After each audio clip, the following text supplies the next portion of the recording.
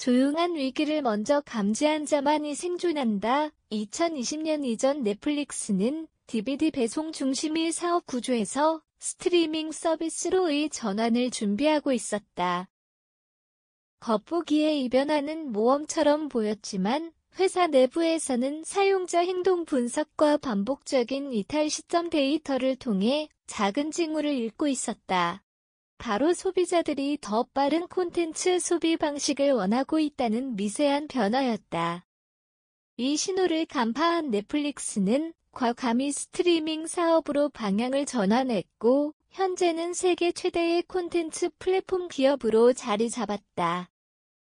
반면 같은 시기 블록버스터는 넷플릭스와 같은 데이터 기반의 관찰을 소홀히 했다.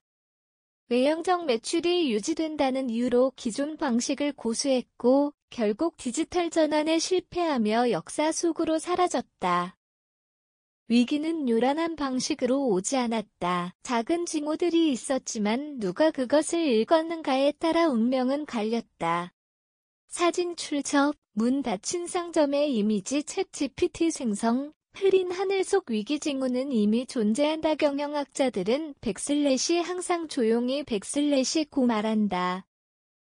삼성전자는 2014년을 전후해 스마트폰 판매량이 둔화되는 흐름을 감지했다. 당시 시장 점유율은 여전히 1위였지만 내부 고객 만족도 조사와 피드백 데이터를 분석한 결과 고급 사용자층의 이탈이 시작되고 있다는 미묘한 변화가 보였다.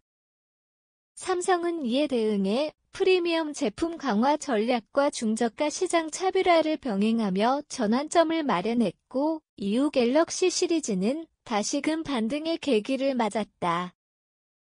국내 푸드테크 기업 또한 마찬가지다. 사용자 리뷰 수 감소라는 작은 지표의 변화를 단순한 계절적 요인으로 보지 않고 사용자 경험, 욱스, 전반에 대한 불만의 신호로 분석했다. 곧바로 리뷰 기능 개선 보상 시스템 도입 등을 통해 고객 만족도를 끌어올리며 시장 리더십을 강화했다. 성과는 드러나지 않는다. 들리지 않을 뿐이다. 많은 기업들은 변화의 전조를 성과가 없기 때문이라고 판단한다. 그러나 진짜 문제는 성과가 없어서가 아니라 성과의 초기 신호를 놓쳤기 때문일 수 있다. 예컨대 한국 내 대형 유통업체는 CS, 고객 서비스, 개선 캠페인을 실시한 뒤 초기 2개월간 만족도 수치에 큰 변화가 없다는 이유로 프로그램을 중단했다. 하지만 이후 6개월이 지나자 고객 재방문율과 장바구니 구매 수가 급증했다. 이 사례는 성과가 항상 즉각적인 반응으로 나타나지 않음을 보여주는 대표적인 예다. 오히려 작고 반복적인 변화의 축적이야말로 가장 확실한 성과의 씨앗이라는 사실을 경영진은 뒤늦게 깨닫게 된다. 아무 일도 없어 보일 때 진짜 관리가 필요하다. 보잉사의 737 맥스 사태는 항공 역사상 가장 값비싼 리스크 중 하나로 기록된다. 해당 기종의 안전 시스템 오류는 초기에 몇몇 조종사들에 의해 경고되었지만 내부 관리 체계는 이를 무시하거나 소극적으로 대응했다. 반복적인 소규모 항해와 리포트는 비정상 징후로 판단되지 않았고 결과적으로 수천억 원의 손실과 브랜드 신뢰 하락을 불러왔다.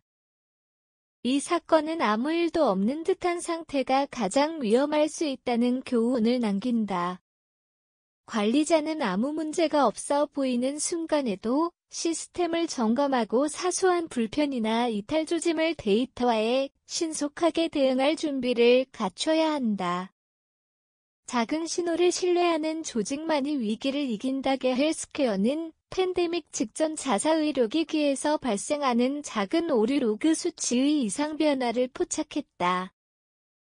이를 단순한 소프트웨어 버그로 넘기지 않고 전 세계 공급망과 병원 수요 데이터를 종합적으로 분석한 끝에 대규모 수요 증가에 선제적으로 대응할 수 있었다. 이와 같은 사소한 징후 분석은 코로나 초기의 글로벌 병원 대응 시스템에 큰 기여를 했고 개는 위기 속에서 기업의 신뢰도를 크게 높였다. 흐린 하늘을 보며 우산을 준비하는 백슬래시. 하늘은 잔뜩 흐렸지만 비는 내리지 않는다. 백슬래시. 이 말은 단순한 날씨의 묘사가 아니다. 기업과 조직이 위기의 징후를 인식하고도 조치를 취하지 않는다면 어느 날 갑자기 쏟아지는 폭우에 모든 것이 무너질 수 있다는 경고다. 실제로 위대한 기업은 위험을 선제적으로 감지하고 겉으로 드러나지 않는 성과에 싹을 키워낸다.